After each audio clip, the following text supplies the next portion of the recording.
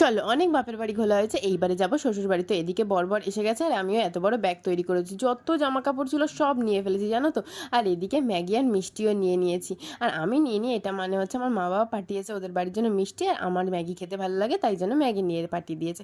আর এদিকে দেখো ব্যাগ নিতে গিয়ে আমার বরের কি নাজেহাল অবস্থা, বিশাল বাজে অবস্থা। তারপরে ওখান থেকে চলে এলাম বাড়ি যে কোনোভাবে। তারপরে বাড়ি এসে তো দেখছি বিশাল ব্যাপার, এখানে প্রজেক্টরে খেলা দেখা হচ্ছে, একদম বেশ ভালো লাগছে ঢুককেই।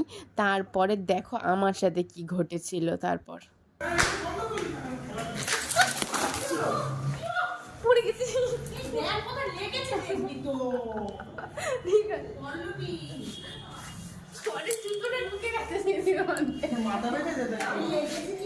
না লাগেনি লাগেনি, আরে না না মুখটা টুকরে গেছে।